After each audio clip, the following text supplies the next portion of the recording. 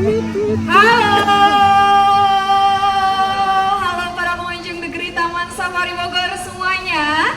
Apa kabarnya hari ini? Baik ya, luar biasa itu yang selalu kami harapkan. Dan selamat datang di presentasi edukasi penerbangan burung-burung pemangsa.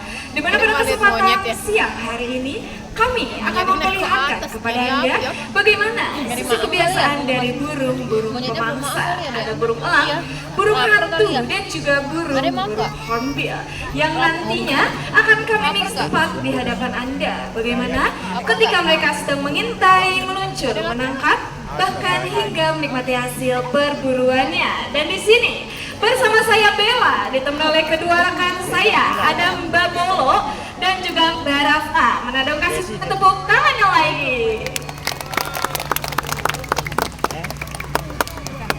Dan para pengunjung, perlu Anda ketahui untuk burung pemangsa sudah mulai mengintai Anda dari arah belakang Anda, samping kiri, samping kanan, bahkan jauh dalam hutan yang ada di atas sana. Dan bisa Anda lihat, oh itu oh burungnya turun deh tuh.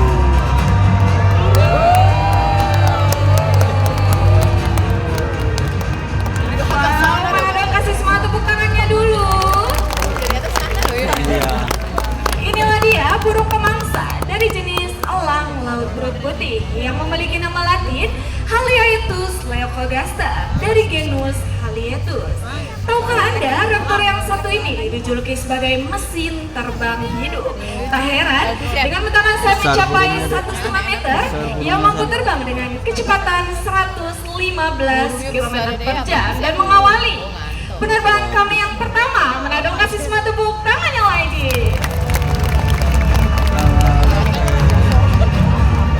Kayak itu kak ya, merpati, balap merpati. Dan ketika musim berkembang biak telah tiba, mereka akan membuat sarang di atas pohon yang cukup tinggi dan tak jauh dari perairan. Dengan mempergunakan ranting-ranting kering serta dedaunan beban sarangnya tersebut.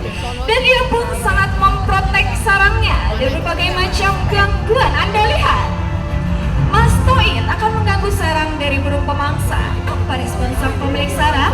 Apakah dia diam gitu saja ataukah sebaliknya? Karena saat ini sang pemilik sarang dan bisa Anda lihat, Oh itu lagi datang. Oh, udah dari atas.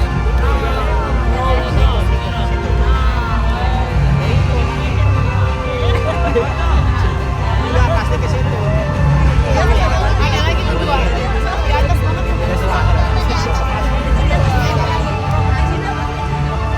Ini sir.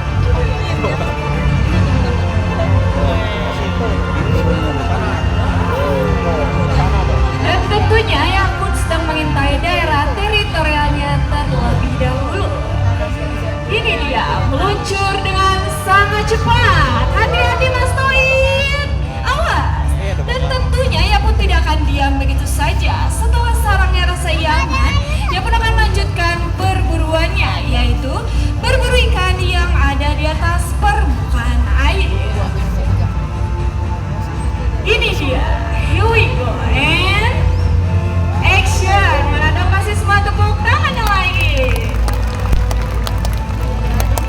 Dia maaf. Mulai ngantuk dedek.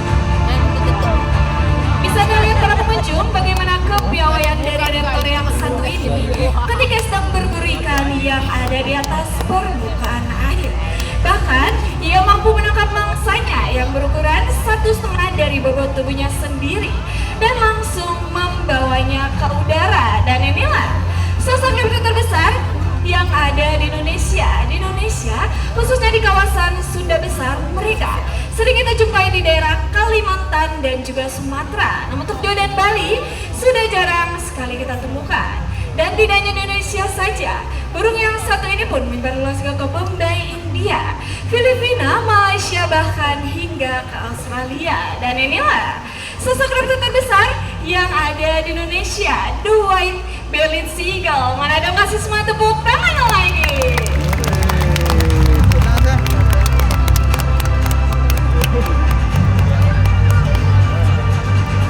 Oleh para pengunjung, perlu Anda ketahui untuk burung pemangsa jenis burung elang saja. Ada juga dari jenis burung hantu, dan selain itu, burung hantu mereka memiliki sifat opportunis, yaitu selalu mengambil keuntungan dari satwa-satwa yang lainnya, dan biasanya mereka bersarang di lumbung-lumbung padi, bahkan di lubang-lubang pohon.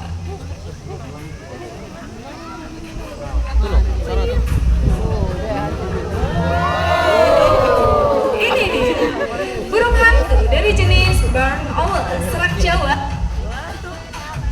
Salah ini ya. Dimana untuk burung hantu yang satu ini, mereka memiliki keunikan di bagian dis ataupun face-nya. Bisa perhatikan?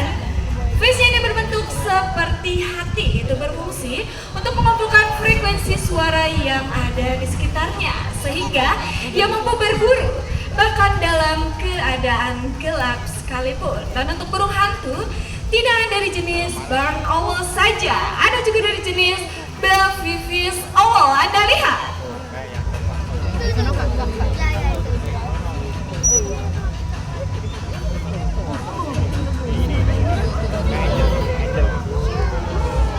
Ini dia, burung hantu dari jenis Belvivis owl ataupun ketupat tuku dalam bahasa Latinnya. Dan seperti hal namanya, burung yang satu ini ia sering memangsa ikan, kata kadal, dan juga makhluk air lainnya. Dan bisa diperhatikan para pengunjung, untuk burung hantu yang satu ini mereka memiliki mata yang cukup terang. Itu dikarenakan mereka biasa aktif antara 16 hingga 24 jam periode terang.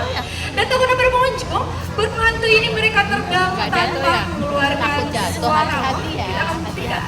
Bagaimana suara dari kepakan sayapnya ini nyaris tidak terdengar, dan kami mohon untuk tidak ada yang tiba-tiba berdiri karena burung akan terbang cukup rendah ataupun dekat dengan Anda. Wow, apa Anda mendengar suara kepakan sayapnya? Tidak ya, nyaris tidak terdengar. Itu dikarenakan mereka memiliki apa, Mas Toib? Memiliki jumbai. Nah, jumbai tersebut berfungsi untuk membuyarkan frekuensi suara, sehingga ketika sedang melakukan aktivitas terbangnya, suara dari kepakan sayapnya ini nyaris tidak terdengar, datang dan pergi senyap layaknya seperti hantu. Dan untuk burung hantu Taman Safari Indonesia, mana dong kasih semua tepuk tangan lagi. Oke para pengunjung, di sini saya mau tanya dulu nih, masih semangat semuanya? Masih mau dilanjut?